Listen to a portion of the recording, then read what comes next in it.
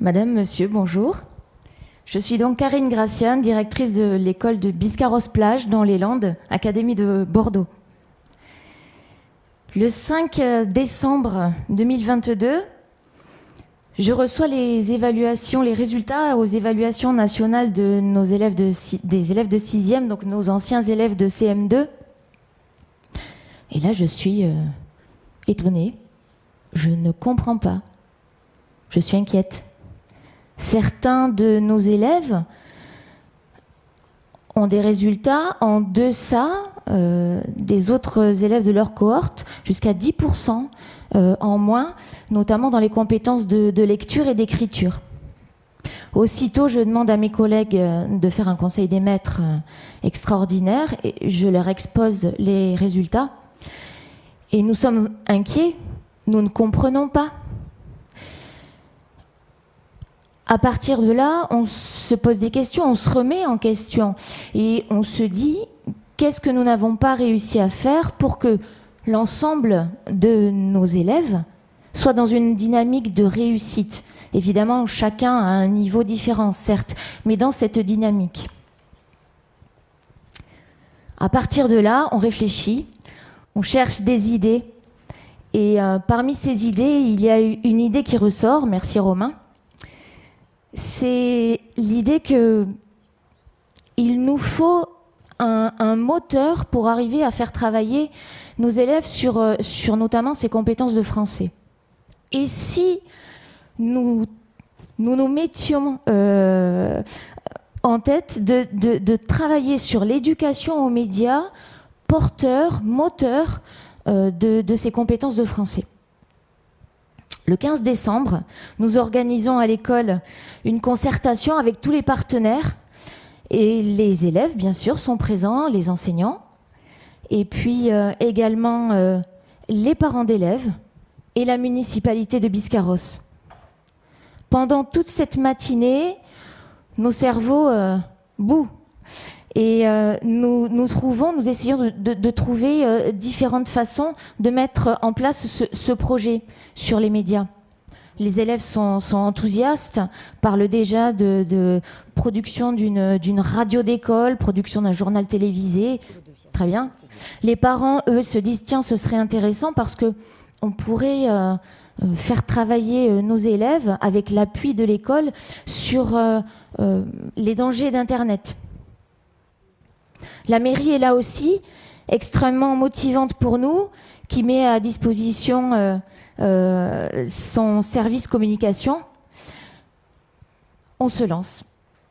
Le 20 janvier, nous déposons notre projet sur le portail Notre école, faisons-la ensemble.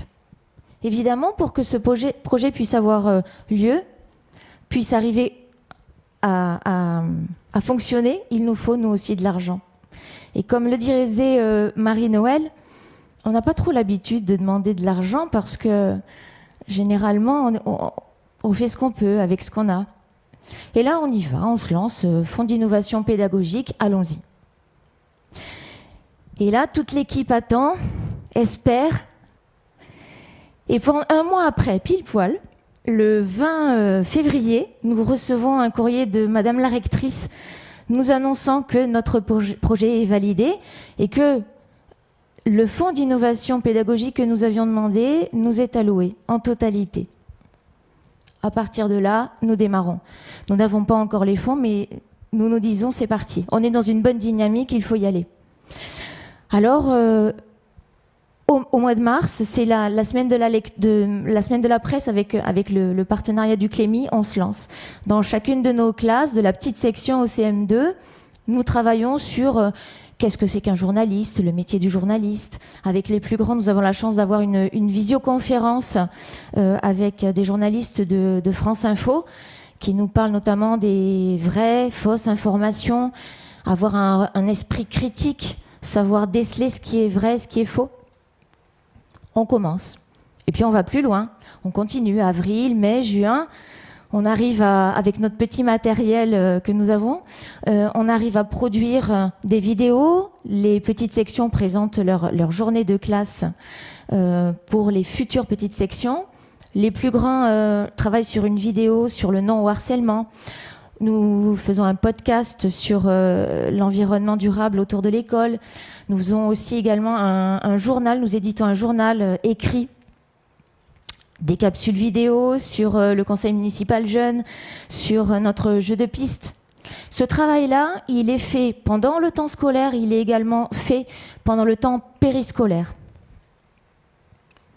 Alors, est-ce que nous constatons déjà des améliorations dans les compétences, notamment de français?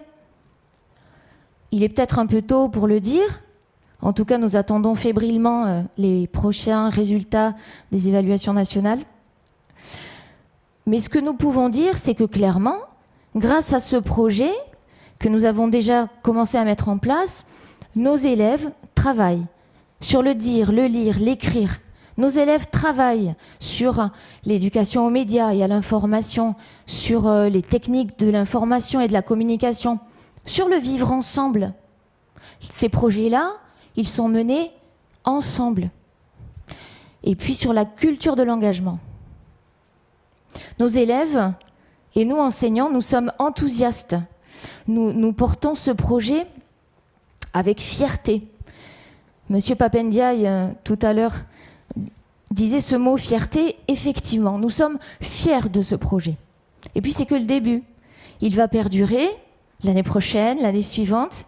Et puis on va peut-être, si tout va bien, pouvoir en faire un réseau, puisque nous souhaiterions vivement que les autres écoles de Biscarrosse ainsi que les collèges de secteur puissent s'associer à cette éducation aux médias pour la réussite de tous nos élèves.